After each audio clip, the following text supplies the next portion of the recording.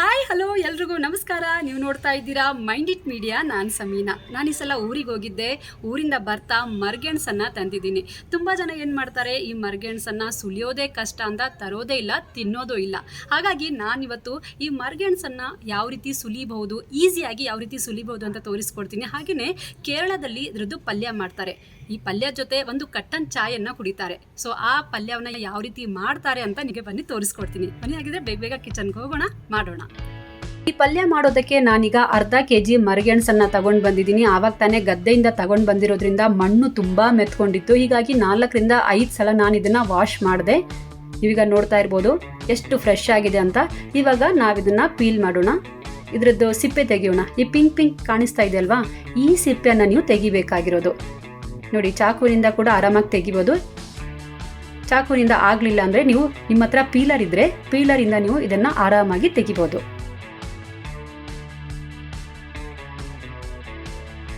ಇವಾಗ ನೋಡಿ ಎಲ್ಲ ಬೋಡ ಆಗಿದೆ. ಒಂದು ಪ್ಲೇಟಲ್ಲಿ ಇಟ್ಕೊಂಡಿದ್ದೀನಿ ನಾನು. ಇವಾಗ ಇದನ್ನು ನಾವು ಸ್ಟೀಮ್ ಮಾಡೋಣ. ಕುಕ್ಕರ್ ಇಟ್ಕೊಂಡಿದ್ದೀನಿ. ಕುಕ್ಕರಲ್ಲಿ ಸ್ವಲ್ಪ ನೀರು ಹಾಕೋಣ. ನೀರು ಹಾಕ್ಬಿಟ್ಟು ಒಂದು ಸ್ಟೀಮರ್ ಇಡ್ತಾ ಇದ್ದೀನಿ. ಸ್ಟೀಮರಲ್ಲಿ ಇಲ್ಲಿ ನಾನು ಸುಲಿದು ಇಟ್ಕೊಂಡಿದ್ನಲ್ಲ ಮರಗೆಣಸನ್ನು, ಅದನ್ನೆಲ್ಲ ಜೋಡಿಸ್ತಾ ಇದ್ದೀನಿ. ಒಂದು 5 ವಿಷಲ್ ಆದರೆ ಸಾಕು, ಫುಲ್ ಚೆನ್ನಾಗಿ ಬೇಯುತ್ತೆ. ತಣ್ಣಗಾದ ನಂತರ ತೆಗೆದು ಒಳಗಡೆ ಒಂದು ನಾರಿರುತ್ತೆ, ಅದನ್ನು ತೆಗೆದ್ಬಿಟ್ಟು ನಿಮ್ಗೆ ಯಾವ ಶೇಪಲ್ಲಿ ಬೇಕೋ ಆ ಶೇಪಲ್ಲಿ ನೀವು ಕಟ್ ಮಾಡಿಕೊಂಡ್ರೆ ಆಯಿತು.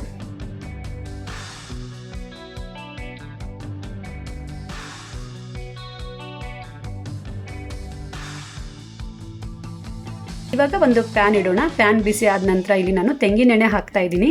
ತೆಂಗಿನೆಣ್ಣೆ ಬಿಸಿ ಆಗಿದೆ. ಇದಕ್ಕೆ ಸ್ವಲ್ಪ ಸಾಸಿವೆ ಚಟಪಟ ಆದ ನಂತರ ಸ್ವಲ್ಪ ಈರುಳ್ಳಿ ಹಾಕ್ಕೊಳ್ಳೋಣ.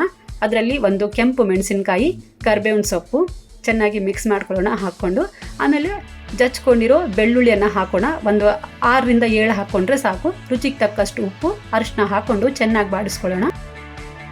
ಇದಾದ ನಂತರ ಕಟ್ ಮಾಡಿ ಇಟ್ಕೊಂಡಿದ್ವಲ್ಲ ಮರಗೆಣಸು, ಅದನ್ನು ಮಿಕ್ಸ್ ಮಾಡ್ಕೊಳ್ಳೋಣ. ಇದಾದ ನಂತರ ನಮ್ಮ ಕೊತ್ತಂಬರಿ ಸೊಪ್ಪು ಅದನ್ನು ಹಾಕ್ಕೊಂಡು ಚೆನ್ನಾಗಿ ಮಿಕ್ಸ್ ಮಾಡಿಕೊಂಡ್ರೆ ನಮ್ಮ ಪಲ್ಯ ರೆಡಿ.